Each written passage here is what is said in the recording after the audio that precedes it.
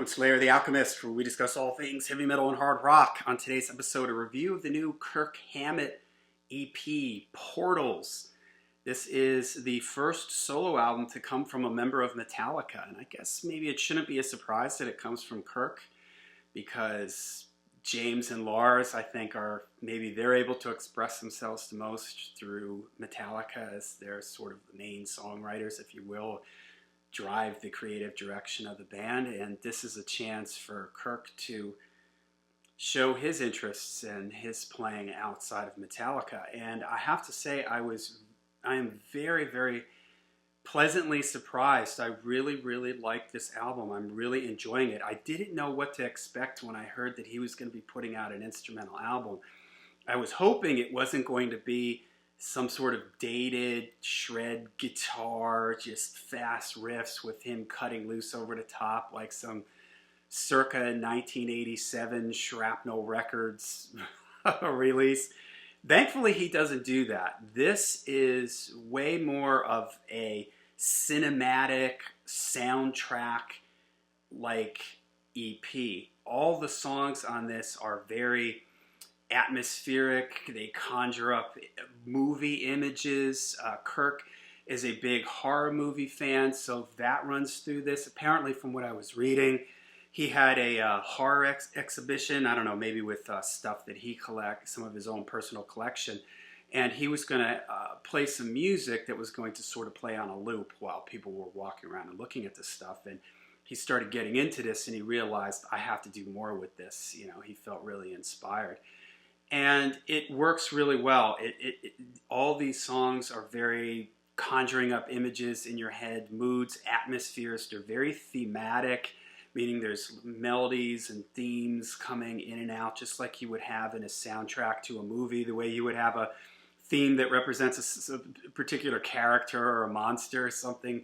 That's kind of what goes through this. There are some moments where he does kind of cut loose and, you know, solo and go off a little bit, but really they're sort of few and far between here on this EP. And when they do happen, they make sense. It just doesn't sound like, all right, he's just putting this in here to sort of show off. They fit the mood of the song. They help the way the song builds. You know, the guitar solo helps with that, helps propel the songs forward, helps move the energy forward.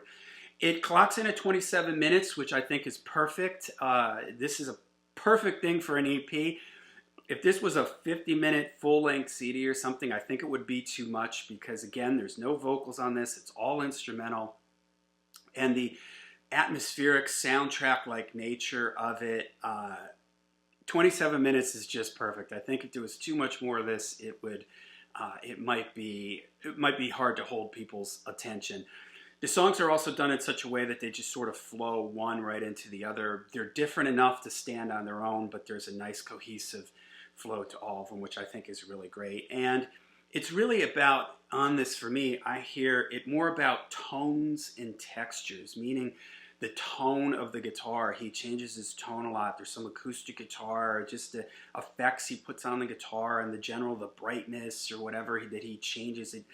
It adds to it to give it like an orchestral type of feel. So the variations that you're getting are from these different tones on the guitars, the different textures. There's guest musicians, there's some horns and cello and violin and synth stuff that add to the lushness and, again, create sort of these images and moods in your head. And it's done with the more textural and a more orchestral fashion, the way you might have the flute section play something to conjure up a certain mood. Well, he's doing this here using maybe a different tone on the guitar, or when the cello comes in, or the horn, or the way the strings are brought in. And the production on it is excellent. It's produced by Kirk and Bob Rock, who's worked with Metallica, of course, and it's done very well. It's mixed really great. It's not harsh or anything on the ears. You know, I complain about the loudness wars. This is not that. It's very full. It's very dynamic when this is this cinematic thing and this textural thing. The songs tend to build, and when they build, because there's dynamic range left in the recording, when it builds, you feel the excitement because there's more energy. You know, it's moving more air. It gets louder. You know, when the quiet parts are quiet, you know, and it draws you in more, and that's because of a good dynamic recording does that, rather than everything just being flattened out where you really lose that. This is done in a very orchestral type of way, so when it gets big, it sounds very big, and they do a very good job of sort of layering things and building these songs and having big dramatic moments and then coming back down.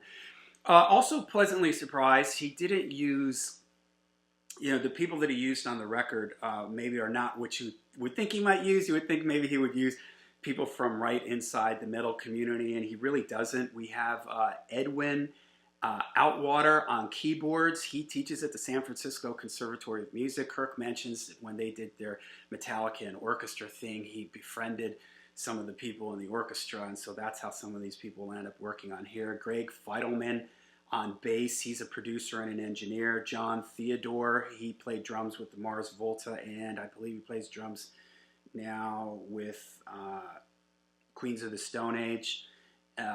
Abraham Laboriel on drums. He's a session drummer, and the members of the LA Philharmonic also involved in this. So I think that that's really cool that, you know, he reached outside of the metal community, because it's really not, if you're expecting thrash metal riffs, if you're expecting really aggressive Metallica style stuff going on, you're not really going to get that. There are moments that you're like, yeah, okay, I could hear that in a Metallica song. There's a little piece there that I could hear somewhere in a Metallica song, but there's really not a lot of heavy, aggressive riffing on this, really barely any at all. It's really about the moods and the atmosphere.